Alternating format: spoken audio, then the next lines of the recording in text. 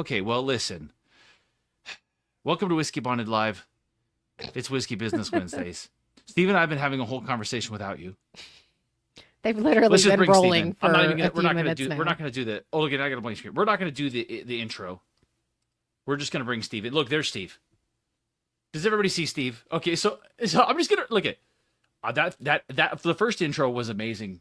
I'm sorry you guys missed it because Steve, I gotta say that might have been the best intro we've ever had, and the way that you and I were riffing, the jokes were hilarious. I mean, it was incredible. I mean, I don't think we can repeat it. I don't think we can recreate it. So here's what we're gonna do. I think I'm just gonna say, hey everybody, this is Steve Aiello. So we, okay, so here let's try again. So I asked Steve to be on. Steve is the I'm sorry, man. You're the brand ambassador for Old Louisville. I can't remember the other title. Somebody's saying you got no sound. We're gonna get it. We're gonna get this damn thing. I'm gonna get this thing if it's the last thing that I frickin' do. Here, hold on. We're gonna do. Fortunately, okay, Steve. Now do you guys have Steve? Do we have Steve sound? We gotta have Steve sound. I can hear Steve. You can hear Steve. Well, yeah, but you're hooked up in. Yeah. You're hooked up in the interior. Oh, I got the sound thing. I just imagine that people are gonna come onto these lives and they're gonna watch the replay and be like, "This is such a freaking train wreck." You're going to lose viewership. Yeah, I know. I don't know why Steve wouldn't have. Oh, there it is. Okay, now we have Steve. Steve, try it again. All right, you guys hear me? There we go. I'm a dumbass. Okay, wait. Before we proceed, can everybody hear me? Yeah, here's what we're gonna do. I think we should start every show with a sound check. That'll be great for entertainment. Can we hear Mrs. Whiskey Bonnie? Can we hear Steve Aiello? Let's see. Yay! I got Okay. some notes. Oh, there we go. Yay. I think Tom We says watched we train wreck. I love it. This it is. Okay. So we have everybody. Whew. Okay. So as I was saying, I think I'm gonna cut it out. Here we're gonna do. Take two. No, I'm just gonna cut it. I'm gonna cut everything out up to this point. Anyway, let's try this again. So Steve is the brand ambassador for Old Louisville. This is great. I love it. So I asked Steve to be on because we started watching Old Louisville, and I'm gonna repeat myself a little bit here, but I started watching Old Louisville a couple years ago when Old Louisville first hit Instagram, like very first hit Instagram. And some of you guys have heard the story, but we're gonna have to hear it again because not everybody's heard it. I reached out to a mean from Old Louisville. I didn't even know it was a mean at the time. I just reached out to her Instagram and was like, "I love this. These bottles are beautiful. Can I get a bottle of it? What's going on? Let's go." And he absolutely had no distribution, had nothing at that point. He just hit it, so it was that early on in the game. And I watched and waited patiently for 2 years. 2 years I waited, and then finally I mean, and I was messaging with him and like, "Hey, what's going on? How's it going? Everything going?" And he finally got to the point where he sent me a bottle of Old Louisville. It was my first bottle of Old Louisville. And I loved it. I found it to be as good as the label. So we decided to explore down the path. And then since then, everything that I've had from Old Louisville's amazing. I think kind of culminating with us going to Old Louisville, picking the double oaked bourbon, which is a fantastic bottle of whiskey. And if you didn't get one, it's sold out now. Great, but unfortunately, it's sad. I'm kind of sad and happy to see them sell out. Because I want everybody to be able to get them, but I also want them to sell out. So those are gone. But having had the ride, a bunch of other things, and I will tell you guys, somebody please message Owen, because before we're done here, we do have a couple of things that we want to tell you guys about. I'll probably let you tell that, Steve, when we get to that point. Don't say anything yet. But Steve and I started talking yesterday, and he was messaging with me. First thing this morning, what was it? Like 6 o'clock this morning, some crazy thing. It was early this morning. Yeah, it was early. we're on the phone, and we made some stuff happen today that we can actually officially tell you guys about. One of them you might be able to guess. The other one you guys are not going to guess, and I'm super stoked about it. Would somebody please message Rick too? I know he's on the boat, but there's what that he can stream from the boat. For God's sake, please. Guys, please message the boys. They were going to want to hear about this. So let's go back. I already had you start doing it before we had any kind of video or sound, because I'm not the best technical guy. We just wing it here. But I want you to talk a little bit about kind of Old Louisville in general from your perspective. Kind of tell me about how you came about Old Louisville, and from the perspective of being the brand ambassador, what's your kind of main messaging as to what Old Louisville's about, and what the goal for the future of the company is, and to talk to us, man. What we want to hear it. Yeah. Yeah. So in 2023 at KBF, I was following a couple of local Instagram accounts, and they were live, and they ventured into a Means tent, Old Louisville. The label immediately caught my eye. And then I had learned that this group had done a barrel pick. Well, I didn't want to wait for a barrel pick to come to California, because there's no distribution out here, so I didn't know how they were going to get it out here. So I started searching the internet, and I saw that Bourbon Outfitter in 2023 had done a barrel pick of a 7-year-old single barrel. And so Okay. Bourbon Outfitter has distribution out here. So I picked up the bottle, had it shipped out here, posted it on my Instagram, got a couple phone calls from some local shops wanting to know how I got that thing out here so quickly. And then Amin messaged me, hey, it's glad, happy to see one of my bottles making it out to California. And, for the next couple years, we just message each other back and forth on Instagram. Nothing official, just, hey, glad you're enjoying my stuff. The story about Old Louisville, what I really liked about it is obviously it's sourced. It's sourced from MGP. Well, up until next month, all of our stuff is sourced from MGP. Okay. So anyways, We'll circle back. What was interesting to me was it wasn't just your average MGP bourbon. Nothing younger than 7 years old, nothing older than 11 years old. And it just had really good flavors to it. And for the price point, I was really, really happy about it. So never really thought about getting into whiskey sales or being a brand ambassador or anything of that nature. And about March of this year, I was at a dinner in Sacramento with Amin. He was doing a whiskey tasting there. He debuted his 9-year cognac at that event. Once the event was over, I walked up to him, introduced myself, and we started talking, and he actually looked at me and said, do you want a job? I'm like, really? Doing what? Yeah. He goes, I'd like for you to be my West Coast sales rep. I don't have anybody out here that does that, and I have zero experience in sales, but I love his whiskey. I love whiskey. I know whiskey. And Amin says, you know what, Steve, that's half the battle when it comes to sales, just knowing the product and being able to talk about it. So we hit it off. The next couple of weeks, we kind of hammered out the details, and I went out hitting the road, falling on my face a few times, trying to figure out when I go into these shops. My thing was I just walked in with a bottle of whiskey, and I'm like, here, buy this. I want you guys to buy this. So, but it ended up working out good. Since I started doing this, I've got 3 stores to order barrels, barrel picks, and sold a bunch of whiskey. So, yeah, it's been a great roller coaster ride. Enjoying the whiskey, learning more about the science behind whiskey. By Amin you've met him, you've been back there, Yeah. you know how he is. The guy's just a mad scientist when it comes to whiskey, and I've learned so much from him. Stuff that I just know that it tastes good, and Amin tells me why it tastes good. Well, that's one of the things I was so impressed with Amin is his passion and knowledge of the whole thing. And I think I really do believe that besides the beautiful labels, which I think we've all said that's the thing that grabbed our attention first. So it's so important that he crushed that. But besides that, the man knows so much about whiskey and barrel influence and aging and stuff that it gives him the ability to not only choose really good whiskey, but then make smart decisions as to what to do with it. And I think it was really apparent when we were at Old Louisville and we were just barrel thieving it, and it was just that's good. I'd single barrel that. I don't think there was a single thing. There wasn't a single thing we tasted the whole time that I wouldn't sell as a single barrel. I mean, he's just got a great ability to do that, and just what a amazing passionate guy.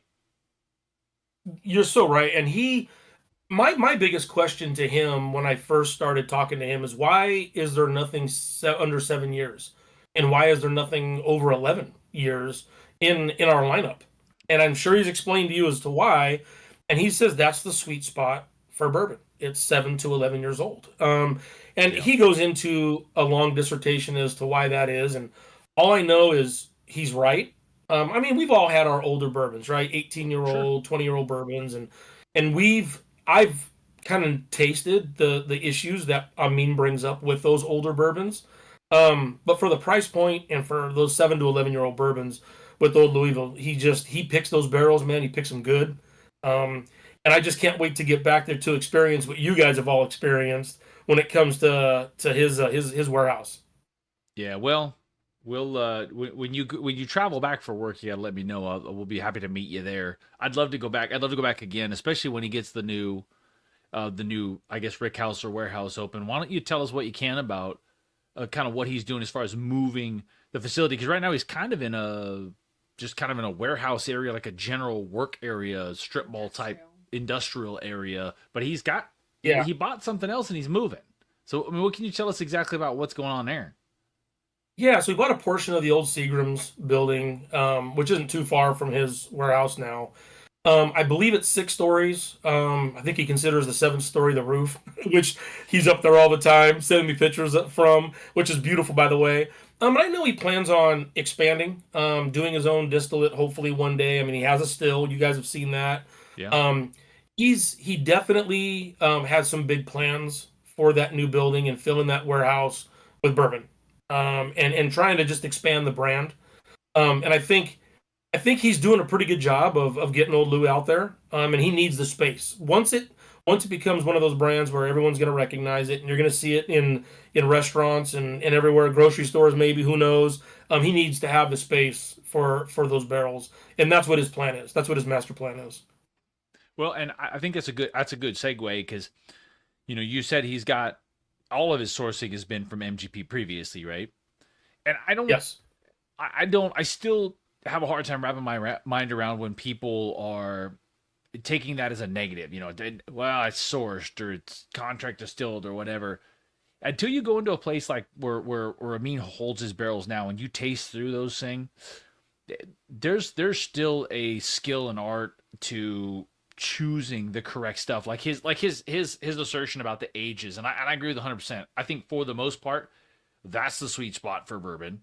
He's 100% right, but he had great explanations as to why that is. But his knowledge and his ability to know exactly what is happening in those barrels and with that whiskey is what allows him to do a better job of going out to MGP or any place else and choosing the best stuff to put in a bottle and put his label on. But why don't you talk about what he's doing now that is not MGP? Because I think it's potentially very exciting. I mean, I'm cautiously optimistic, but positive because I know what Amin is capable of. But why don't you tell us about what are we doing in the future now that's not MGP? It's not really the future; it's kind of the now, isn't it?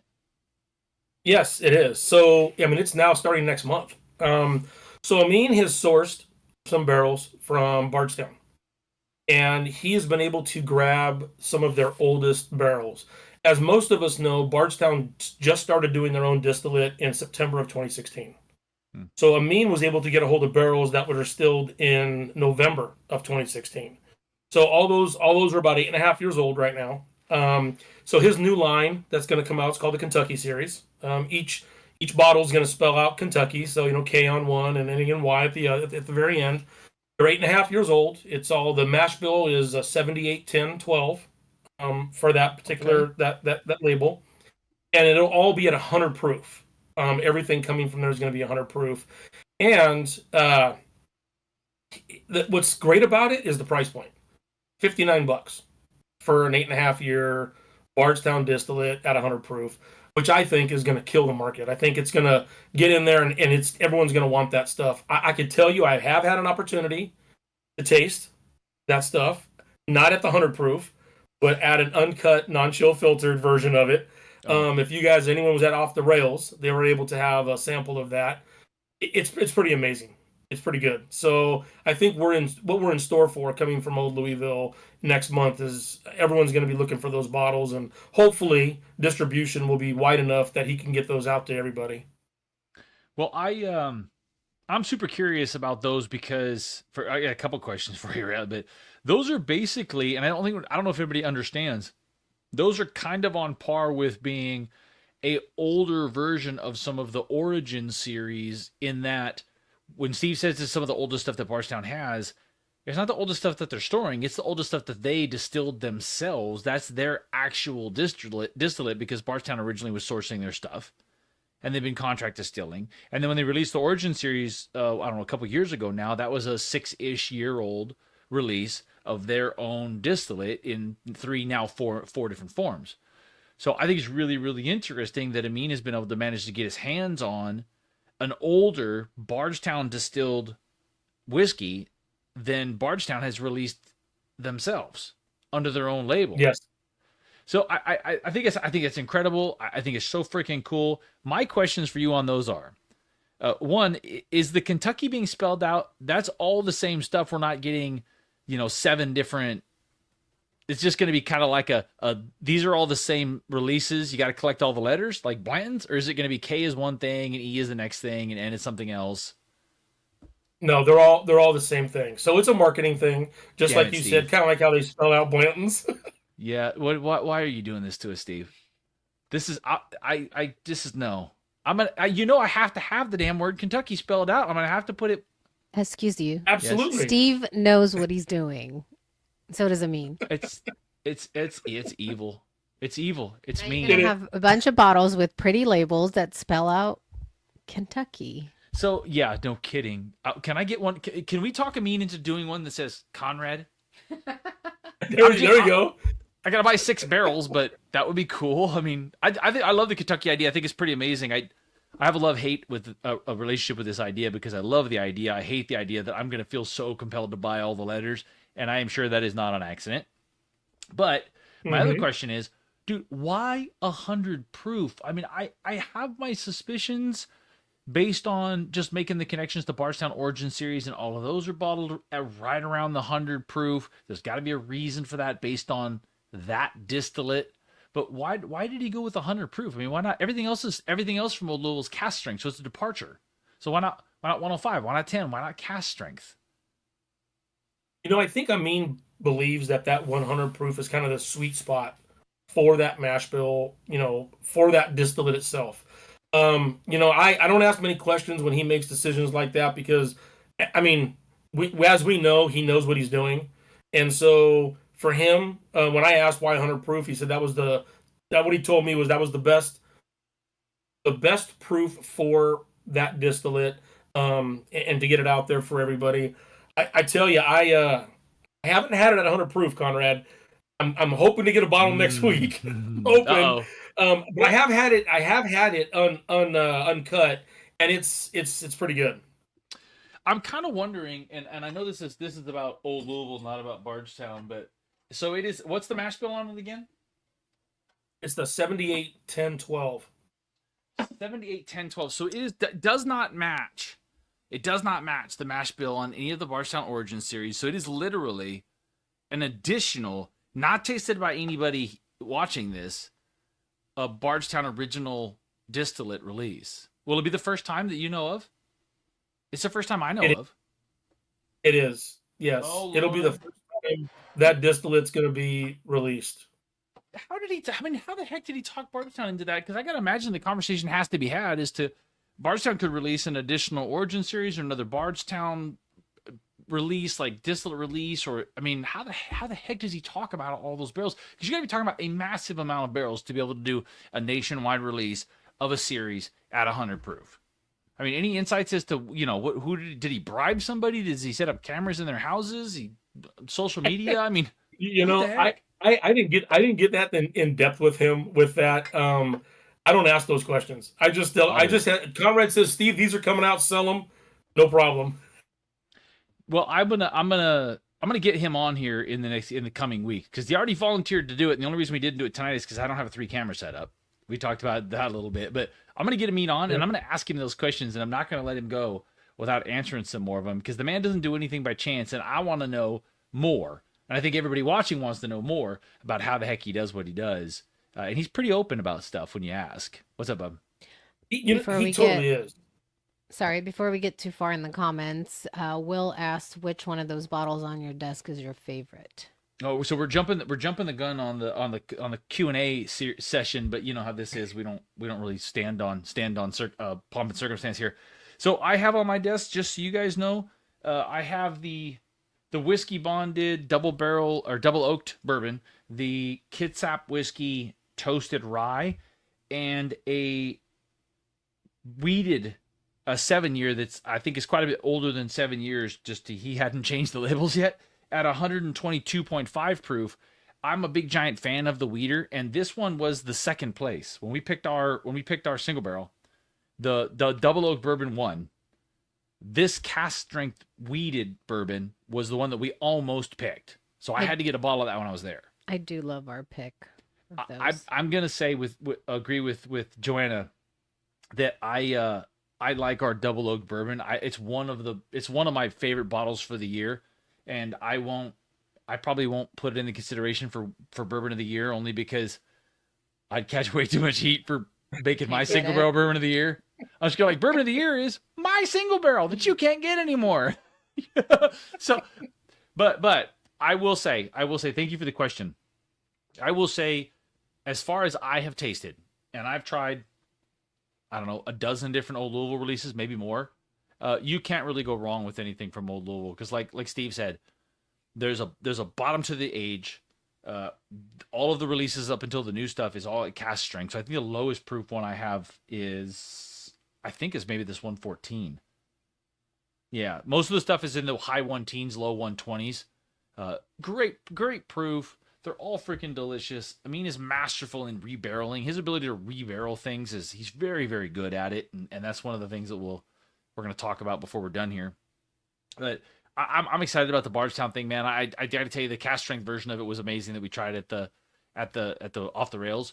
But going down to 100 proof, I know there are going to be people that are going to be like, why did they do that? But I get it. There's a very real possibility that there's something really special about that bottle at 100 proof that makes it make sense at that. Plus, it makes the price point make sense. Plus, it makes the distribution volume make sense. So it just could be a win all the way around. And I'm pretty confident that Amin wouldn't sacrifice the quality of what's in the bottle just to hit a price point or just to hit distribution numbers. I just don't see him doing that based on all the things that he said. It was when we were there. Yeah, and you're right. I mean, my conversations with him, he's not gonna proof something down just to get more out of it, just to get it out there in the market. If it's not good quality, he's not gonna do it. You know that. He's I mean, everything. I've just been impressed with everything that I've purchased from him. I mean, I like to support local shops that are doing barrel picks, and they're so unique. I just picked up one yesterday from a local shop out here in central Contra Costa County, and it's so different from the double oak from Bonded Shop. Both great, but just so different. The nuances are so different in them, and I love that you're able to find such good barrels and such good bottling from him, and everything just hits all the notes. It's amazing what he's doing. It really is. Yeah, well, Steve, I'm not gonna hold you to it because I know that if we were in a private Discord, I know what you would say, but because this is going to be out there in public for perpetuity, and you have to represent the brand, I know that what you want to say is that our pick is far superior to the other one, but that's fine. You don't have to say it. Don't have to say it. We all know that it's true. I've heard it from lots of people say it. All of my friends, they tell me it's the best ever. Well, yeah. Listen. I'm not just saying this, but it's possible that our double oak bourbon is the best double oak bourbon that I've had. Period, hands down. Because it's really difficult, I think, to find a balance between all of the sweetness that is added by double oaking a bourbon, where you get the extra vanilla flavor out of the wood. It adds a sweetness and a syrupiness to it and sometimes like marshmallows and these great notes that I love, without over oaking it, which I've had some. This is the weeded. No. What? Pour me some of the. Okay, I'm getting a demand.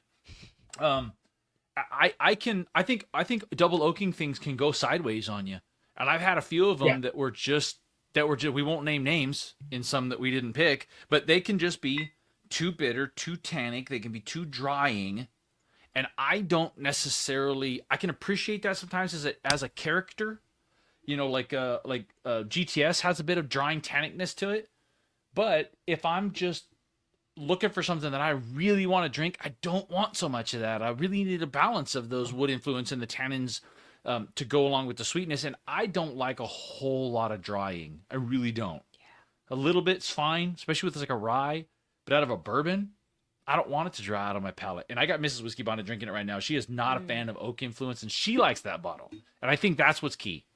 Is you got to find something that you can get all the positive things of a double oaking. It's perfectly balanced for me. Because I don't like too much oak. Uh-oh. Tap's calling him out. I didn't say it. It's in the comments. I'm just saying. So Steve, let's talk just a little bit more Old Louisville before we open this thing up and just talk as whiskey lovers, because you might have to take off the Old Louisville hat and put another hat on, because I might talk to you about some other brands and stuff. I hope that's okay. Yep. We'll cut it. We'll go, okay, there's the end of the Old Louisville talk. Now look, Whiskey Bonded patron Steve is in the chat.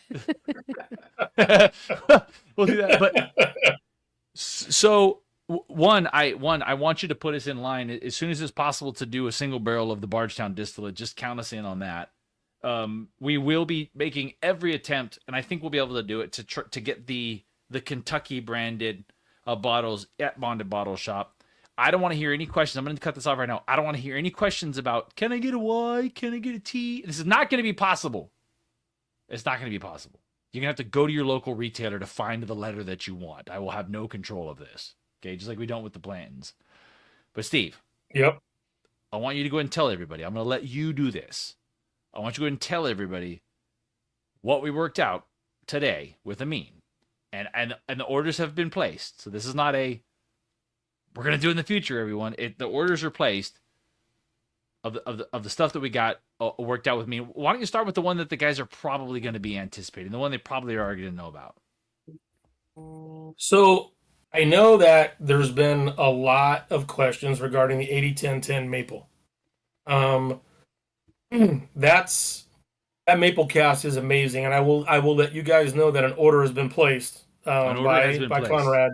Correct. For the 80-10-10. And the barrels are ready. They're probably going to, I would say, maybe 3 weeks to a month. You'll probably have those in the shop.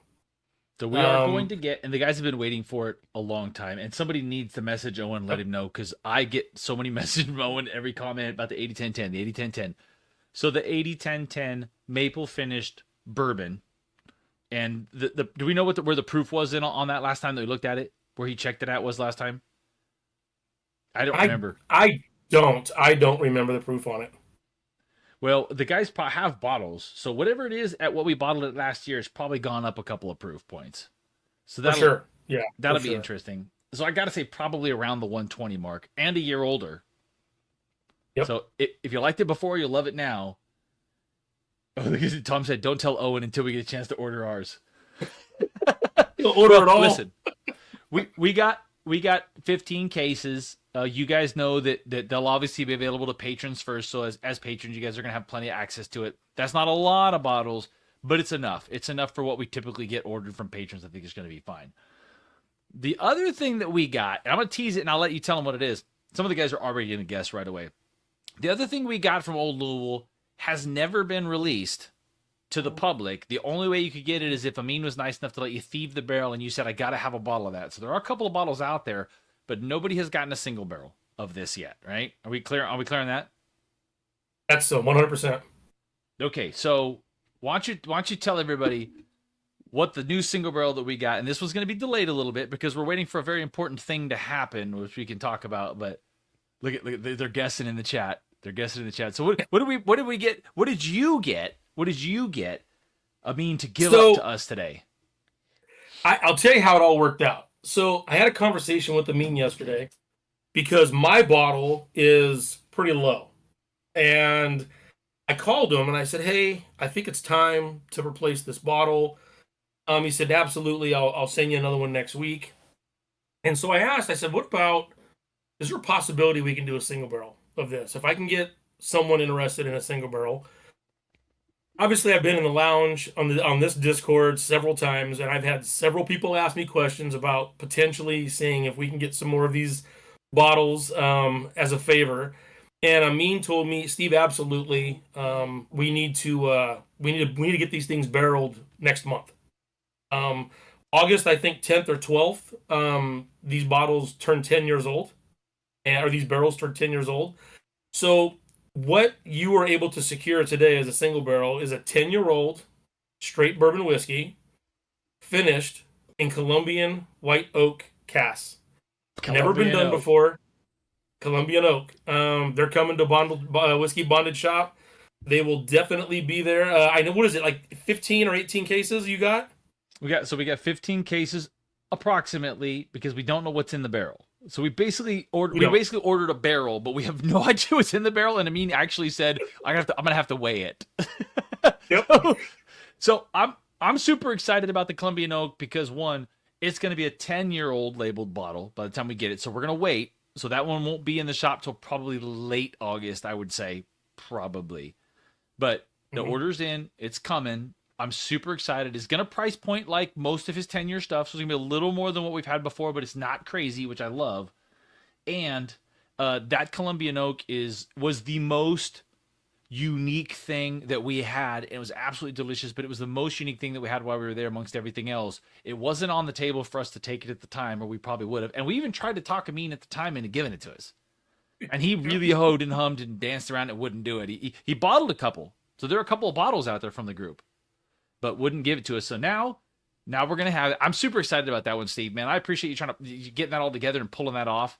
Cause that's going to be something to be able to say. And for old Louisville fans, Cameron says, "Say less. Take my money." yeah, sorry guys. We barely give you time for your wallets to recover, and then we drop something else. But as these things arise, as these opportunities arise, we're just going to try and jump on them and take advantage of them. We're not out there. This is the great thing about this, Steve, and I want to mention this to you right now, and please mention this to Amin too.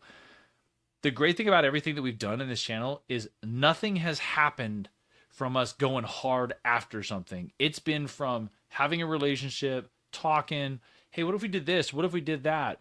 Someone calls, we get an invite. It's been very organic in the way the whole thing has happened. And I absolutely love that. It's like your job with Amin. It was just, hey, you want a job? Yeah. I was like, hey, do you want a barrel? So that's been really, really awesome. For everybody that's in the comments, the old Louisville stuff, like everything else from Bond and Bottle Shop, will be available to 46 states. So you've got really wide distribution. So I saw a few people talk about Oregon. You can get it in Oregon. You can get it in Washington. If you guys saw my video this last week or the week before, Crazy. without the freaking 40% sales tax, you don't have to pay that. If you're in Washington, you can order from the shop and just pay shipping and good old 7% California sales tax, which is just, nothing. And for those that got their panties in a bunch that you were breaking the rules. Yeah, I think that's a great segue. That's a great segue. So before we move to that, don't let me forget that. So Old Louisville, if you're watching this live or you're watching a replay on the thing and you haven't had anything from Old Louisville, please stop sleeping on this. They're fantastic bottles. Everything he's released it's almost all of it is in the 99 to 129 price point. 7, 8, 10 years, all cast strength. The value is there. The bottle is going to impress anybody. I mean, if you got somebody over at your house, you break out an Old Lou bottle, they're gonna love the way that it looks. It seems fancy and expensive, and it tastes fantastic. And it doesn't matter which one you get. Just buy something. Right now, we have the weeded. I have a weeded single barrel, not the 120, but it's like a 118 weeded single barrel, and the toasted barrel rye from Kitsap Whiskey is still in there too. So you can get both of those now while you're waiting for the other ones. Yeah, I love the comments. It's so funny. So let's move on. So Steve, thank you. First of all, Steve, as the official Old Louisville national brand ambassador, give the man the title. He doesn't need a raise. He just needs a title. He just wants a name tag. A name tag. That's it. We need to. That's it. We just put him on that level. Put him on that level. Thank you for coming officially in that capacity and talking to us about Old Louisville, man. If anybody has any questions about Old Louisville, like there's one popping in right now, we'll just pop them into the chat. We'll bring them into the conversation as we go. But we're gonna talk a little bit of just random whiskey stuff right now. Let's first, before I do see a comment I want to go to. Did you see that comment about the camera put in? What? So let's corks? work. Yeah, about the corks. Oh, the corks. Yeah. Oh, it's a camera. Yes. No, Cameron. Yeah, there was an issue. What Cameron's talking about, if you don't know, is there was an issue with some of the corks kind of falling apart a little bit. My understanding was that Amin actually got that handled, that he was aware of it and fixed it. Because He did. So it was basically, it was the bottle. So it was actually a bottle issue and not a cork issue. Oh, okay. So that's been fixed. Yeah, that's been fixed. The bottle issue's been fixed. So we shouldn't. Well, I know in one of the latest barrel picks that I ended up receiving, I think I just picked it up yesterday. I checked the bottle on it, and the cork went in fine. No issues with it. So was it a neck size issue, or was it just the shape of that lip being a little too sharp? Yeah, it was the lip. It was the tooling on the machine for the bottle that on that lip, it just wasn't cleaning it off, and it was causing a ridge. And so when the cork went in and out, it just caused the cork to tear. That's what I thought. After you said that, I looked at the bottle and I'm like, that does have kind of a sharp edge on it. That actually makes a lot of sense. Well, that's good because that's an easy fix. Probably easier than trying to find new cork suppliers. Steve, I actually love that you literally changed your hat just now. That was fantastic. Like that? Yeah, it was great to have Steve from Old Louisville here, but now we have Steve, just patron Steve. The He's Discord. hanging out and talking That's right. whiskey. I do have a question though, whether it be Steve from Louisville or just Steve. What besides whiskey, what is the one thing that is like a hobby or a pastime or something that you do that's not whiskey related? Oh, a little personal Steve question. I like it. Let's dig into Steve. Yeah. So, well, I could tell you, I retired 2 years. July 8th will be 2 years retired as a police sergeant from an agency here in Northern California. Before I retired, I had no idea what I wanted to do. So I had a 1972 C10 pickup truck that I decided to completely tear apart. Cool. And I've been doing that. In fact, this weekend's going to be a big weekend for me with that truck because it's getting painted. It's been 4 years in the making. Nice. So I spend a lot of my time working on older cars. I have a 1950 Chevy Bel Air and the 72 C10 that I work on. Aside from that, it's spending time with my 5 grandkids, my 7 kids, and drink whiskey and work on cars. It's not a bad life. One hell of a brisket. You do smoke a hell of a Well, brisket. thank you. I will give you that. Yes, I will give you that. We had the pleasure of tasting the brisket that he made at the bottle share recently, and it was mouth-watering. Is there any way that we could sell that on bondabottleshop.com? Oh, we should. Steve's Brisket Corner. A little nosh to go with your bottle. That was really, really delicious. Real quick, Tim B said, is there a standard or everyday product from Old Louisville rather than the single barrels and picks?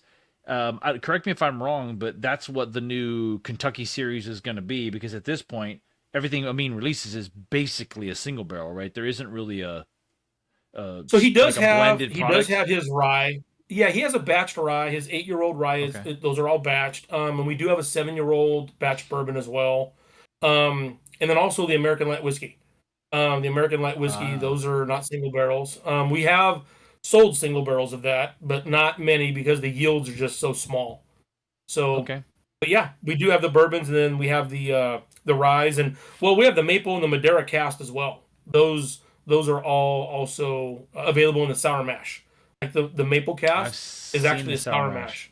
So the sour mash is the standard release along with those other ones you mentioned, but they're all still at a cask strength. Is he just blending them together? He is.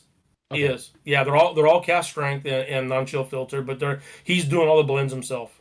So they're small. They're just small batches. I do have a small batch bourbon. I do think I have a bottle of the 7-year small batch bourbon in the other room. There was a question regarding the Kentucky series. Are those all the letters gonna be released at the same time, or is it something that he's gonna be releasing like one by one? Good question. I didn't get a direct answer from him, but the way he made it sound is they were all going to be released at the same time. Okay. And then you just have to find your letter that you need to spell out Kentucky. Dude, that's so brutal. Or BB Kenny. Or BBB Kenny. BBB Kenny. I can think of some other things that I want to spell with it that are. Wait, we're not on TikTok. Spell out Kenny, but not BBB. So sorry, Kenny. Yeah, sorry, Kenny. Kenny will just scribble him in with just a do your name marker. Because you can do Kenny, right? He'll turn a K into a B just by filling in the top and the bottom on it. Is what he's gonna do. There You're getting some call outs, Steve. We're getting Jeff Tap. There's some call outs here for a barbecue competition. We might have gotten into something, man. Yeah, barbecue throwdown. Cameron saying Joanna, I will tell you, there's a local restaurant that was here in town called the Red Caboose, and they held barbecue competitions. The restaurant's since closed, but they hold them at their ranch. And so I get invited to those every year. In fact, this month, I think it's July 19th or 20th, I'm in a brisket and rib competition at their I'm sorry, and I'm ranch. just now hearing about this. Steve, go. where's my invite? When are we doing the barbecue ranch takeover? Let's go. Let's get. I bet we could. Seriously, another bottle share at the barbecue. spot? We got to do more bottle shares. That That would was that that would was be a great good. time. That was a great time. We Yes. should do that. What's the name of this? What's the name of this ranch? Can you call them out? Can we call them out? Can we hype them out? I know. I don't even know the name of the ranch. They're my friends John and Judy Pence. I don't even know the name of the ranch. Well, listen. They're like, Steve, shut up. We don't Yeah. need a bunch of people. You I see know. a bunch of drunk idiots out there. When you see them, you tell them we wanna do some stuff at the ranch. That'd be awesome. They'd Yeah, let us. you're getting a dude. Oh my god, you're getting some barbecue throwdown talk in the chat. If you're not Here seeing we that, go. I'd be down for that. I am. I can't cook a brisket, but I can sure as shit judge one. I can drink whiskey and talk about brisket. There's Holy nothing that crap. goes better together than brisket and whiskey. So here I got a question for you, man. You got a lot of bottles behind you there. First of all, about how many bottles do you have? This is the meanest question in whiskey. The meanest question in whiskey collecting is about how many bottles do you have? Because you're not supposed. I don't count mine anymore. I don't. And the last time I counted, I think it was at like 460. Dude, has it gone up from there or down? It varies. I have sold a lot to some friends that are just now getting into the bourbon game, and I have like multiples of certain bottles that I'll sell to them. My older boys are getting into whiskey, so they come here and treat it like Total Wine, except for there's no payment attached to it. So they just take bottles and leave. That's not. Yeah, So it I've fluctuates. yeah, that's brutal.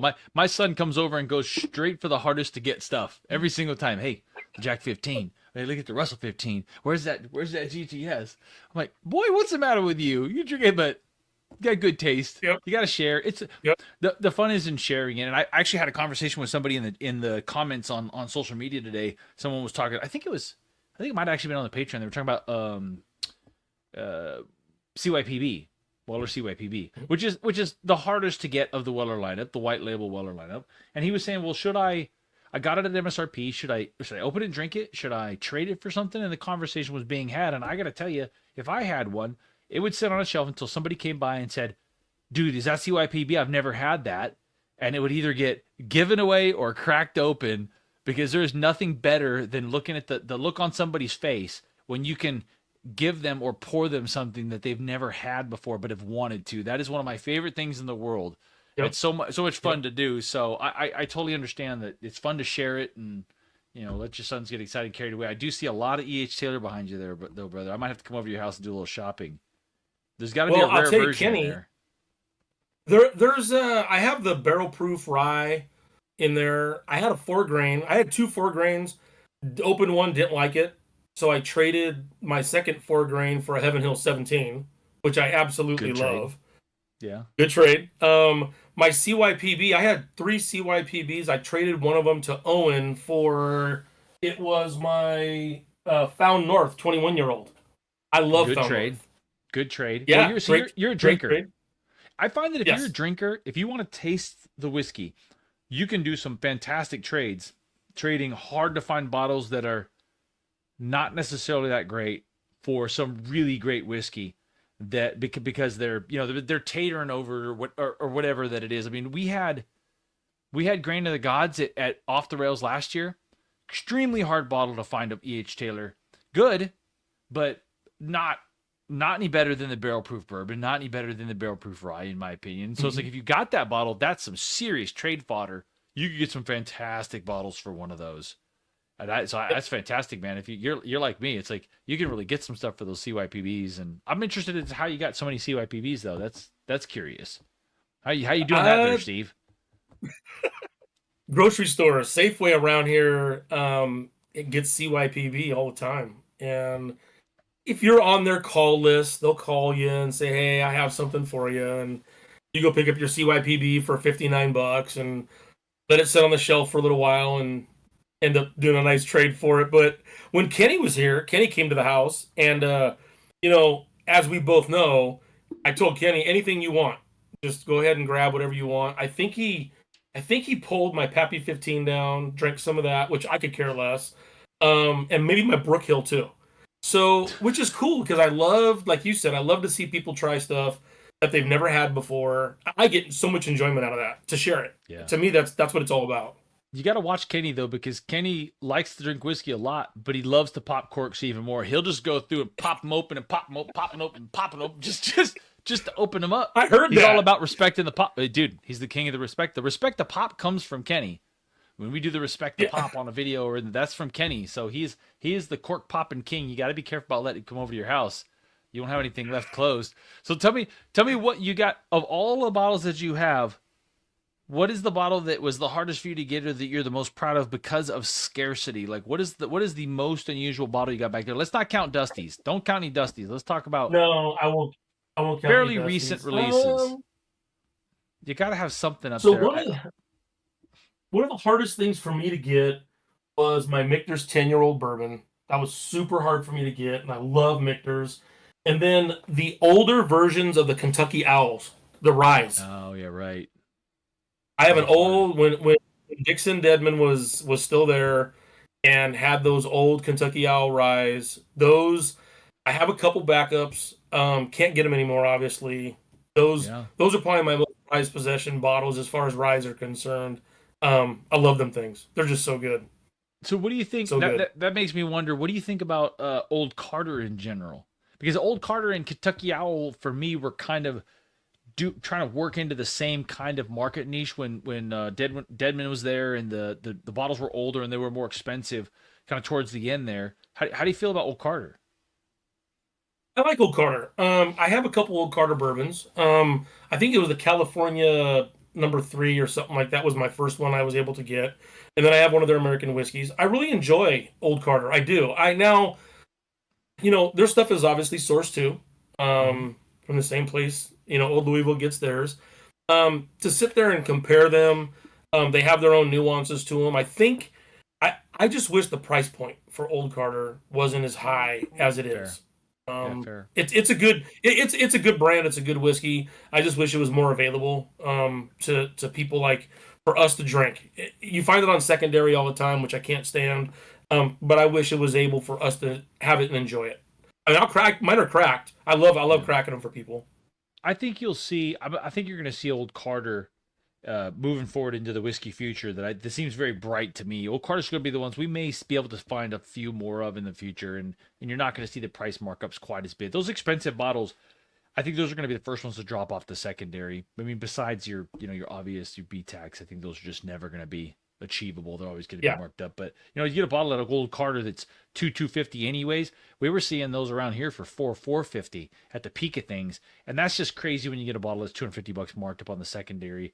And they sat around for a while because of that. But Old Carter is probably my favorite bar pour bourbon rye American whiskey. If you see that in a bar, that's a great pour to have in a bar. It's going to cost you some money, but you didn't buy the whole bottle. And they're just always special. I can remember every single time I've had an Old Carter pour in a bar. It's just they're a great pour. It's probably the best thing sitting on the bar if it's sitting in there in most places. So I'm a big fan of those. But agree, they're way too expensive, man. Way too expensive. They are. It makes it very difficult to get a bottle, open it, and use it as an everyday sipper like you'd like because they're so good. It's when am I going to find the next one, and how much am I going to have to pay to find that next one? Well, and the argument too is it 2.5 times better than any of the bottles sitting here? And there's where your argument just goes to shit anytime you talk about stuff. Is no, I mean, Old Carter stuff is pretty special, but is it 2.5 times better? No, it's not. Especially if you start getting into 10 years and getting into that Colombian oak. I have a single bottle of Old Carter around here somewhere. When that Colombian oak comes in, it may be time to crack that Old Carter open and do a comparison, or go and get in a bourbon. I think I actually have a whiskey, so I'd probably need a bourbon to do that. So maybe I'll come over to your house, Steve, and we'll drink out of your bourbon. Hopefully I'll be able to find Old Carter a little more readily in the future. I mean, we'll see. Somebody's switching to tequila. It's just Conrad, for everyday drinkers. What's your? I was thinking about this earlier before we came on, as far as like your everyday drinkers. I know I watch your lives and everything, and what do you prefer for your everyday drinker? Like, what's your favorite distillery for your everyday drinker? Oh, man, it's funny. So here's the problem. This is a complicated question because I'll tell you the reality of it. But we do a lot of bourbon and American whiskey content on the channel. One, I do love bourbon a lot, but it's just the hotter topic. There are more people that are super into it. People are really focused on bourbon, and I love that. I understand. I love that because it is the American spirit. And I'm deeply patriotic, so I love that it's our thing. Bourbon is an American thing, 100%. Maybe the origin of whiskey didn't start here, but bourbon's American, right? And you can talk about Kentucky bourbon and Texas bourbon, and we can have all these conversations, but it's American, right? It's really American. But personally, I drink a lot of Irish. I drink a lot of Irish whiskey. If I'm setting things aside, I think the Irish they distill in a way. It's artful. They're masterful at distilling, and I will reach very often for just a Redbreast 12-year. It's so delicate. It's so creamy on the palate, so easy to drink, but so full of flavor. And I think that's one of the things that the Irish managed to do that I think American whiskey producers still have a hard time, with some exception, is mastering not a lot of proof. It doesn't have to have a world of age on it, but to get a whole lot of flavor and a wonderful mouthfeel out of something that isn't big proof, punchy. It's just flavorful, like a strawberry. Complexity too. They What's get that? complexity in it, which is Right. hard at at a lower proof. Yeah, and- it's like a strawberry versus a piece of brisket. Piece of brisket's gonna have big pepper. It's gonna be tangy and vinegar. It's gonna have all these big charred notes and all this stuff, right? It's delicious. A strawberry is delicate. It's flavorful, but it's delicate. It doesn't fill your palate, but they're so good. And I think for me, that's what Irish whiskey is like. If I quite often will reach for an Irish whiskey, and I think I've gone through, besides maybe Pipe Dream, which again is another delicate, light. I've probably gone through more bottles of Redbreast 12-year and Jameson Black Barrel than probably anything else. yeah. So I reach for that quite often. You can drink them on ice. You can drink them neat. They're just fantastic. And when you get into some of the older stuff like the Middleton Very Rare, or some cask strength Irish, like the Blue Spot, or I have a Rider's Tears, or some of those things. Man, that's really, really something special when you take Irish delicacy and turn it up a little bit to a cask strength. It really makes for something that I think is really fantastic and special in a way that, as much as I love bourbon, they just have a hard time hitting that same kind of delicate balance of so much going on with what seems like what is so little. A Redbreast 12-year is not terribly old for Irish. It's not terribly expensive. It's only 90 proof, I believe, if I remember right. And it's so freaking delicious. Now, you can't drink it after you've had anything American. You just won't. No. It No. just destroys your palate. I don't drink it after food. I don't drink it after anything else. But so usually it's that, or obviously, as you can see, I do drink a fair amount of bourbon. So I drink our single barrels a lot, because if I love it enough to buy a whole barrel of it, I'm gonna drink it. And I spend a lot of time drinking, new things that we got. I get a lot of samples. We've got new bottles sitting over here. I still got to get into for review and stuff. So I spend a lot of time doing that. But if I'm just sitting on the couch on a normal night, it's likely to be an Irish or maybe a Scotch. So I know that's probably disappointing for some people, but I know we got a lot of Irish drinkers. It's funny that you bring that up, because I do want to bring up a question that I got earlier today on Discord, Steve, and then obviously if you want to talk about anything, you can tell me to shut up for a second so you can talk. MCC1374 is the screen name of one of our patrons. I don't know if he's watching right now, because I don't know whose screen name that is. They never match. Is asking about, he wants us to dive into Scotch. And I asked you before we started about Scotches, and you said you had a little Macallan. He was specifically asking about Macallan. So Macallan Rare Cask, Macallan 12-year Double Cask, Macallan 12-year Sherry Oak, and the 15-year Expressions. He just kind of asked that maybe we talk about that. So I'm always here for the people. So if anybody wants to kind of put in the chat, those of you that are Scotch drinkers, Steve, you said that you had a little Macallan. What Macallan do you have? So I keep Macallan here usually because my oldest son is a huge Scotch fan. And Okay. I usually keep a Macallan 12 here. But I will tell you, last year at Off the Rails, I did the VIP ticket. And it was sponsored by Macallan. Right. And for me, there was a great Macallan lineup. And everything that was available for us to drink, I actually really enjoy the Macallan 18-year Sherry. Agreed. I ended up buying a bottle of it. I haven't opened it. I bought a bottle for my son as well. I like that more than the Macallan M. I thought it was far better than the Macallan M. Yeah, agreed. Way better. Macallan Yeah. M was incredibly. It was compelling. It was interesting. but the price is just nuts. I mean, Macallan 18 Sherry is already expensive enough. That bottle's come down a little, but it's still pushing $400 if I remember last time I saw Yeah. it. Which is Yep. which is the reason why I tend to stick to either Macallan Classic Cut, which is your cast strength Macallan. If you haven't had that, you should try it if you like Macallan, or the 15.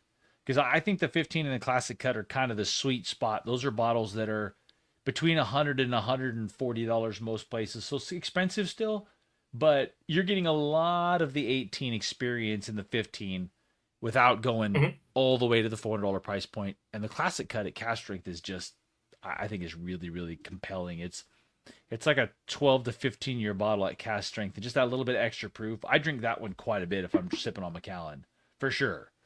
But he brings up that point about. Conrad, have you enjoy? I find Oban. I really enjoy Oban. Big fan. I can big fan. 14-year at Costco, super inexpensive. I have purchased their 18-year. It's a little pricey, but it's good. Right. The Oban's really good. Oban 18 is really fantastic. I do think the 14 is a great bottle to buy, especially if you can get it at like Sam's Club or something, because that's one of those ones that you'll see a reasonable price on. If I remember right, like $60 or $70 range, somewhere in there. Yep. And Oban for me is what I like about it is the peat is extremely light, very delicate, and there's kind of a salty, like a saline type a characteristic to it. Just a little bit, and you'd have to try it to know what I'm talking about, because it's really hard for people to understand that haven't had it as to what salty, like sea salt or salty air is to drink, because it's very pleasant, and it sounds like it'd be something that was unpleasant, but I like that characteristic in the Oban, and I think it's kind of unique to Oban. I'm sure there are other scotches in that area that I probably haven't tried and I'm not thinking of that have that characteristic, but I love Oban. It's because as scotches go, I kind of try to classify scotches for people in the amount of peat that they have, because people think scotch, and a lot of people will just think Lagavulin or these crazy smoky, sooty, diesely, right? That's not for everyone, but that's way up here, and you have everything between there all the way down to Glenmorangies and these beautiful Speysides that are really no peat to them, and then everything in between. They'll have like kind of varying levels of peat. Like Johnny Walker will have a little bit, Oban has a little bit. I just recently had a Glenallachie, a Loch Lomond, and another one that I just got. We were working on that had the tiniest bit of peat to them, just a little tiny bit. And I find that kind of pleasant when you have that, like in the Oban, or even some Irishes. You've got some Irishes that have a tiny bit of peat to it, just for character and complexity, and it really adds something, man. It's I don't know if you have any other favorites. That Oban 18, you haven't opened that yet? I have not opened the Oban 18. Have not. Yeah, if you like the 14, you're really gonna like the 18. That extra 4 years just gives it a little. Where you were talking about with a mean in the 7 to 11 year for bourbon, I really think the magic in scotches and Irishes are in the 15 to 18 year range, right in there. I mean, they can get incredible at older ages. Like we were at Devon's, you were with us at Devon's, and we had that Redbreast 27. You've had that. Oh, yes. The Redbreast 27 is one of the best bottles of whiskey, if not the best bottle of whiskey that I've ever had, period. That's amazing. Incredible bottle of whiskey. Better than Macallan M, better than the 18s. I mean, there's nothing like that. That's an incredible bottle of whiskey. It's too damn expensive. That's why you don't see one behind me here, but every chance I get to drink it, I do every single time. It's really wonderful. Every time I go to Devon's house, I usually will gravitate towards that. I'll try to find it actually on his shelf. He's lucky I don't live closer, because that was the one that I went after. When we were there, I'm going, and it was actually Devon who was like, "You can break out your favorite, man, if you want." I'm like, "You don't got to ask me twice, man, please." I think I wasn't the only one eyeing it, because as soon as I broke it out, everybody else was kind of like, of I course, get a little tiny bit of that too. Hopefully we didn't drink too much. I know we took it kind of easy. You got a few people in the chat saying the same thing. I mean, about that 27. I see Rick just joined. Did anybody tell Rick that the Colombian Oak is already sold out? Yeah, sorry, Rick, man. We did a live drop on that. There was only a few bottles. He said he has 4 of them coming already. So leave it to Rick to have 4. Oh, wait, he says Colombians. He might not be talking about that Colombian Oak bottle. He might be talking about something else. You never know with Rick. He likes to party. That's true. That's definitely true. So 4 Colombians on the boat. Yeah, I don't want to know. We're not going to talk about that. We can get this is going to be posted in public. So Rick, we'll just assume it's Colombian Oak. So what else have you had recently, man? Have you had any new releases that you found super interesting? Anything new that you cracked open? One of the things I cracked open just the other day is I ended up getting a bottle of that AP, what is it, the APW, the Ass Pocket Oh Whiskey. yeah, ass pocket whiskey. Worst name ever. That I'm was- sorry. It's funny, but that's a terrible name What? for a I've whiskey. never heard of that. Kenny had it with him at the bottle share, and we were debating whether it was actually buff turkey or not. Ass pocket whiskey. yeah, so It's a little I don't know flask. if you can see it or not. APW. It's a little washed out, but we can see it. And it's what is it? A 10-year, 11-year-old? It is, let me see, I know it says it on here. 15 years old, 107 proof. And according to their website, it actually is a buff turkey, according to their Well, website. if it's 15 years it's good. old, that tracks. Yes. Yes, That it's tracks. good. There was I think Kenny had it, and Kenny, maybe can we put it in there? I thought Kenny had, let's see, this is 9 and 15. I thought Kenny had a younger one. And as far as I know, there's no buff turkey that's 9 or 10 years old. I think they're all older than that. No, they're 15 and 16 from what I've been told. See, I've heard Maybe it's funny some guys because, maybe some guys in the chat will know. I don't know. yeah, I've heard they can be younger than 15, but it was kind of that 13, 15, 16 kind of in there, 14 to 16, somewhere in there. Because I guess it was a few different years, and it would probably depend on what month it was laid down. But Yeah. they got to be in there somewhere because those were the years that they were contract distilling with Buffalo Trace. So it, you see the 9. There you go. So Kenny had a 9-year that was not buff turkey. So there you go. That's what I was thinking of. So I wonder what the 9-year is gotcha. if it's not buff turkey. Interesting. Yeah, Kenny says he has the 15, but he didn't bring it with him. Well, that's stingy, Kenny. You can crack all our bottles, but we can't try your 15-year ass pocket whiskey. The name's ridiculous, man. So terrible. It is. You almost have to just say it. Yeah, I'm just gonna say APW. APW. I guess there is There room you for go. BSK to release the ass water whiskey then. Yeah, there you go. BSK. I think BSK might still be in here. There's BSK. It's not ass water whiskey, but ass pocket whiskey is close. I think that's the closest you're gonna get. Nobody's gonna release an ass water whiskey. Not seriously. BSK could. BSK could. BSK should do she should do a single barrel and call it. I might be open to that idea. That would be pretty funny. We're just gonna need to keep the yield down. I don't think I want 200 bottles of ass water whiskey in the shop. No. No, you don't. What? We do have. I am also working on trying to get some kind of buff turkey stuff in the shop, but the demand for that buff turkey stuff is wild right now. It's crazy. Everybody's just all over it. Oh Jesus! Aaron said prison wallet whiskey. I'm out on that one. I'm out on the prison wallet whiskey. Well, I don't know. Are you? What have I got over here? Have you had the 2XL vinyl blend? I just broke into that recently. I haven't had the vinyl. I did a fresh crack of it, and then I don't think I've posted a review on it yet, but I like that one. I'm gonna have to do a blind on that one to see how it lines up with the other 2XOs because I love all the 2XO stuff. We haven't been talking about it a whole lot lately, though. I don't know why. Why we just hasn't been in the topic of conversation lately. It really hasn't. Have you? Do you like their the Gem of Kentucky ones? I mean, I Very find them much. so expensive, but they're good. Yeah, that's another one of those that's I've had I think 3 or 4 different ones from different barrels, and they're all really, really fantastic. But the problem with that one is when I ask the question, are they twice as good as the Icon series? The answer is no. Are they better than the Icon series? Yes. And I think I even blinded them in one time, and the one that I had didn't even win necessarily, but I think they are really, really, really fantastic. And on average, I think they're better than the Icon. But I'd say, they were 149 maybe. I have a new bingo card word for you.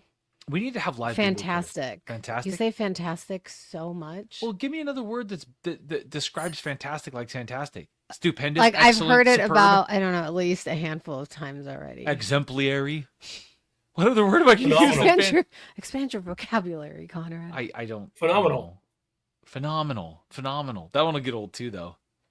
Phenomenal. We could do that one Just ASMR. Though. have like 4 or 5 in rotation and just, I need to write them down. I'll write. I need flashcards. Can we get on flashcards? That'd be great. Flashcards. I did have Steve. Have you had the new cigar sessions? Oh, I just picked it up from Total Wine yesterday. I haven't cracked Yeah. it yet. Okay, where is it? Can you got it? Crack it open. I want to see what I want to hear what you think. It is Super. right. Cameron says super. A BSK's whiskey Yep. could be called $2 Chuck. There's room for Divine. Look at Cameron I like Stellar. that name. Divine. Awesome. $2 Chuck. Well, $2 Chuck is a wine, isn't it? Or it was a wine. I don't know if it's still around. Yeah, it's that Charles something or other. Is it still around? Oh yeah, it's at Trader Joe's. Well, great. We'll have to call it. I don't three think buck it's Chuck. $2 anymore, but I'm pretty sure it's not $2. still around. If there's a $2 wine, you could sell the crap out of that.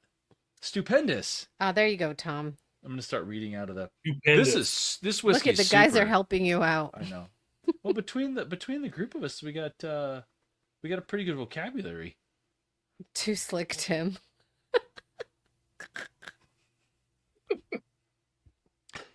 What is the proof on these? Not enough. 101. 101. BSK is missing all the 101. fun. I want to know your thoughts on this, because I'm assuming you've had some cigar blends. You probably had the Joseph Magnus and the Rye and the Still Austin, whatever the hell that thing's called. Oh, Joyce the says it's what is that $3.50 one now. called? Tanager. Tanager. I enjoyed Tanager. Yeah, I did. I really did liked too. Tanager. It was quite delicate and a kind of just a departure from what I usually expect from a cigar series. I would say the Tanager's And- scrumptious. Pretty light. Rick's been drinking all day. Scrumptious. I hope so, Rick. I hope so. Yeah, what's your first impression? I mean, the nose is light. It's not bad. It's very light. Oh my god. Tom actually spelled out supercalifragilisticexpialidocious. Did you see Jeff's Wow. comment? I did. I don't know if I want to read that one out loud. So I'm curious to hear what your thoughts on this are, but I think I've decided that out of a cigar series or a cigar blend. Now this is nice. I like this. I love the Tanager. It's delicious. But I think if you're going to call it a cigar blend, and maybe we need some rules here, we'd have to ask Nancy Fraley.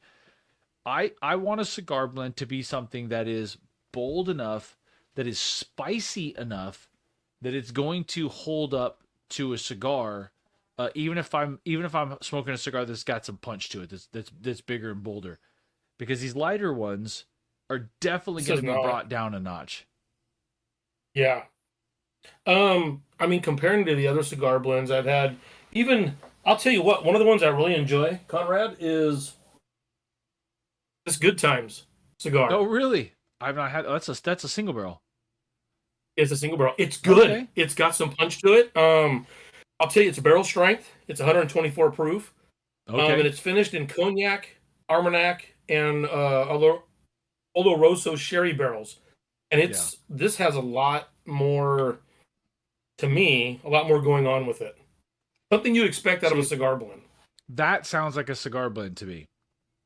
Yes. I don't think you would necessarily have to finish them in 47 different things like they tend to like to do. No. But Yeah. if you're gonna name a cigar blend, so let's say we got to classify cigar blend, I'd be willing to classify cigar blends as 3 different barrel finishes at cast strength. Because for me that seems to be the best cigar blends tend to be kind of like that, and even the Tanager I believe is a blend of 3, isn't it? Red, white, and blue corn. It's 3 different It things is. blended together. Yep.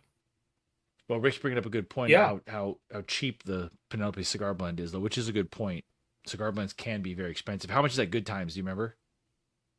Yes, I got it at Total Wine for $55. Okay, I think we have a winner. Yeah, it's Damn. and you can really enjoy it because there's not much of it left. Yeah, no kidding. Yeah, Tap. I'll be curious to see what you think about that. I do like this Penelope though. I think it's pretty tasty. Like a lot of Penelope things. I think I don't know that you necessarily need to put cigar series on it. Or cigar sessions on it. But I mean, I get what they were going for. I love the bottle label. I think it's really cool how it looks like a cigar band. Yes. But it Yeah. is delicious. It's nice. But it feels a little light to try and put it. Maybe they said this was for a medium bodied cigar. Maybe they'll come up with something a little punchier for a heavier cigar. Yeah, I mean, I don't know. I don't smoke a lot of cigars, but when I do, they're like usually medium body. Rocky Patel is like my favorite cigar, but I don't know that Penelope would hold up to that. I don't think it Honestly. would. I mean, it might add a Yeah. little. Baby, can you hand me that Rye 3 bottle over there? So I haven't opened this yet. I bought this. I'm actually going to do something different with it, but it doesn't matter. I don't need to. I'm going to open this Rye 3 right now because for me, I'm pretty sure that this is going to give me more of what I'm looking uh, for when I say cigar series. Let's see if let's get a because Kenny's in here, so I don't want to not do this because then I'd never hear the end of it. We'll respect the pop. Kenny, we're gonna respect the pop. If I can get the cap off of it because it's got one of those dang double layered. Okay. Okay, ready? So Kenny, here you go, buddy. Respect the pop. Now that Ooh, was a proper pop. That was legit. See, it's got a real that was a nice. cork. I think Yeah, that was a nice pop. yeah, that was a nice pop. I think a real cork is key to a proper pop. Uh-oh. Oh, gosh. Break the I'm gonna break the rules. I don't have a tasting glass here, but so the Rye 3, have you had the Rye 3 cigar series 1, the first one? Yes, I did. So In fact, I think I have right here. I think this is it right here. Just got a little bit uh left. yep, there you go. So I think a lot like what you're talking Yep. about on the good times, Madeira, rum and Naranja. So it's got a triple cask finish and also 62, so 124 proof. Yeah, see, even right off the nose, it's a lot bolder in the nose, a lot spicier. And I know they use a rye, and I know the Penelope is tagged as an American whiskey, so I know it was a blend. But I think the Yeah. ryes, you gotta have, I gotta think you have a little more rye content in there for a cigar series. Yeah, that definitely is going to help. I know it's not your favorite, but like, have you tried the Whiskey War cigar cask? No, I like the Whiskey War cigar cask, but Oh, do here's you? And that has Umbrana. so, but listen, just like you know the Rye 3 Cigar Series 2 has Amberana, the new one. Oh, I didn't know that. Okay, I So didn't know we that. just so I got a special order of these. They're in the shop right now. I was able to get Cartech. I actually had to made arrangements through a clearinghouse and all this crazy stuff to get them to the shop. But this is a 116, 117 and some change, and it is Takai, PX Sherry, and Amberana. Okay, Ooh, so yes, in general, I am not a fan of Amberana, but I think you can do it right. I think you can do Amberana in a way that in this they used it to give some notes, some spicy cinnamon notes that I think would go really well with a cigar. Um, yep. and the Whiskey War cigar cask, if you read up on that, they only left that in that Amberana barrel for a hot minute, like Oh, like okay. weeks. I think it was 3 months. So what they did is they got a whiskey cigar blend that gives you a kind of a cinnamon layer of over the flavor, but it's not dominating. It's not overpowering. Yes, Chef Chris is giving the pukey faces to Amberana. Um, that's that's how I feel in general. And most Amberanas I've had are way too much. But if you're using it as an element and using it right, I love that Yeah. Whiskey War cigar series because it's like tropical fruit. It's like a pina colada with cinnamon sprinkled on the top. It's this the most unique. This is the most unique Amberana bottle that I've ever had. It's totally different than everything else. Yeah, it is. And I'm a huge fan of Umbrana, especially rare characters Umbrana finishes or rise.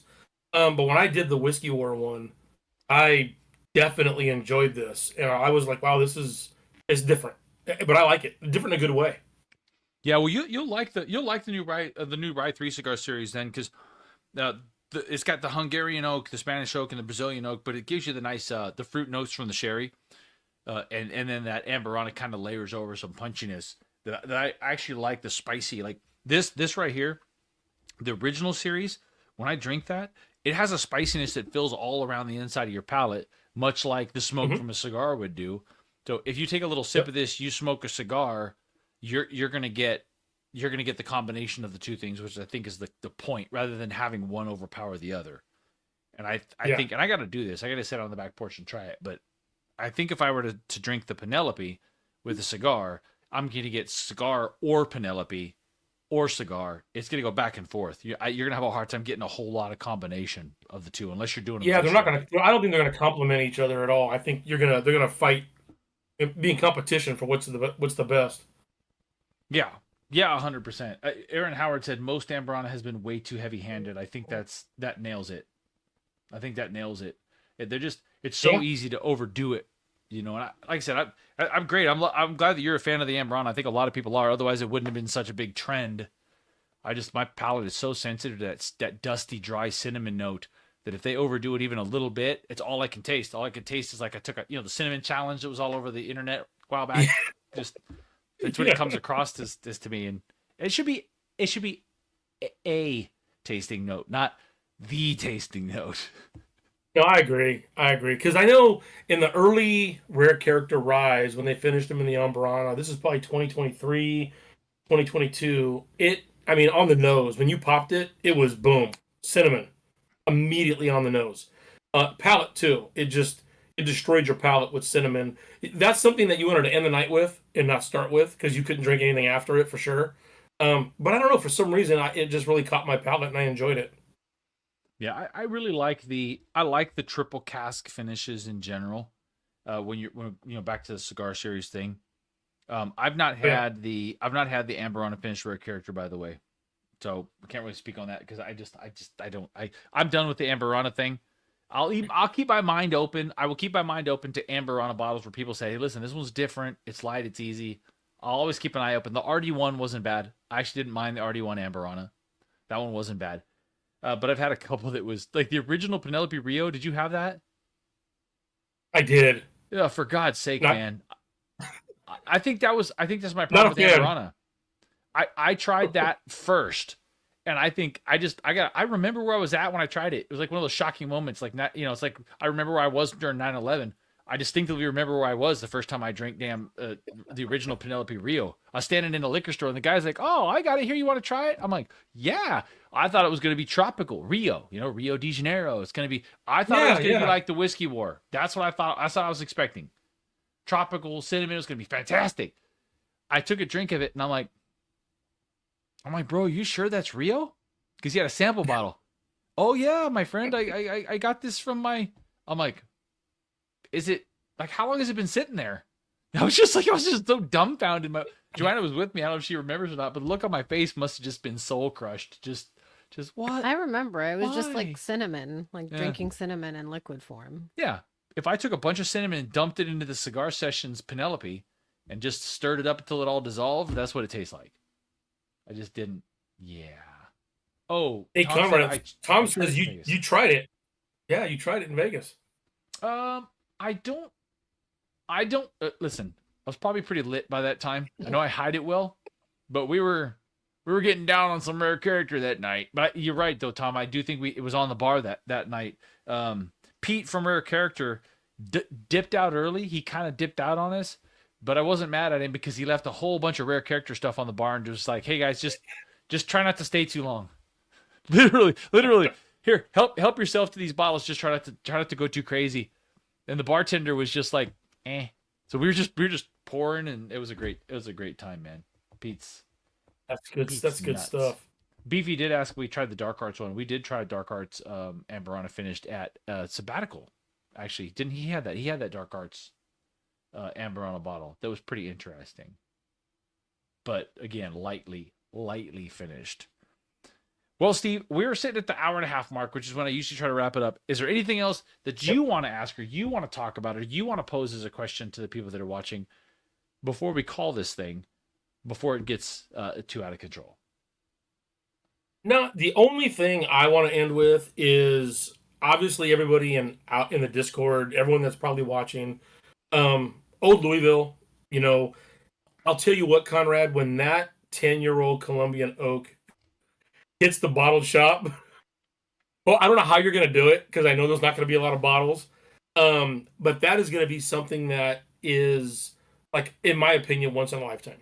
People aren't going to be able to experience something like that again. And hopefully you get a number of people that are able to order a bottle of it and at least have an opportunity to try that because it's for me, out of everything that I've tried, everything that I have on my shelf, I keep going back to this bottle, and that's why I called on me. I'm like, I need another one. It is that freaking good, and I am so excited that you are going to be able to offer that to the patrons and on the bonded shop for all of us to try. Honestly, Well, I do agree that, because I don't know if anybody knows, we didn't really talk about it. The reason that those barrels even exist is because of that period of time where there was a serious barrel shortage for American oak, and they were being sourced anywhere they could get their hands on it. And it was actually MGP, I think you said, that bought those barrels from different places, and they end up buying oak from Colombia. It was in a pinch. So it's not something that's going to happen again. It's not something that happened before. It's not something that happened again, because traditionally it's new American white oak. So we have a lot of things that are done through tradition. So they're not gonna buy more Colombian oak. So this is just one of those things, like you said, it's going to be a rare opportunity to be able to buy something that is wholly unique, and there's not a heck of a lot of, and it's not $400 because it's buff turkey. So see, it is going to be one of those really cool bottles. I'm super glad that and I appreciate you helping work that out with Amin, and you were definitely the main catalyst in getting that done, and it is going to be very exciting, and we are going to make it available. It will be available to the patrons. If the yield is super super low, it may not make it past the Patreon, but I'd be okay with that, because those are the guys that are most invested in this community, and those are the guys that we do all of this for primarily. And if it gets out to anybody else, that's fantastic. But we want to get these things for them. This was what was in my mind when we were trying to work on this thing, is all of the guys that have said, we want the maple, we want the Colombian, please ask Amin. So that's why we're doing it. That's why we're moving on this, and I appreciate you making that happen. yep, absolutely. I'm so glad I could help, and being part of the Discord for the last, I don't know, 7-8 months has been a phenomenal experience, and my job with old Louisville came across so random, but things like that in life happen, right? Sometimes things just fall in your lap because they're supposed to. So I'm pretty excited about that. Well, I think it's a great time. I think it's a great full circle moment too, for me anyway.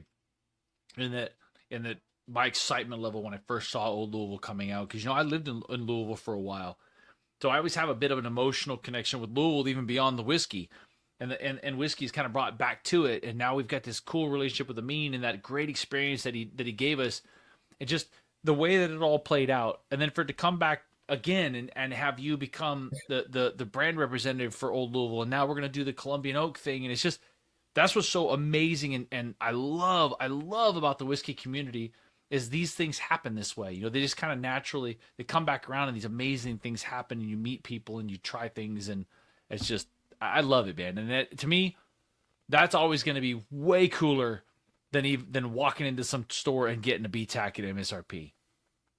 100%. Great. But these are experiences and relationships and people, and I just, Amin's one of the great ones, man. He's such a genuinely cool guy, man. I absolutely love that dude.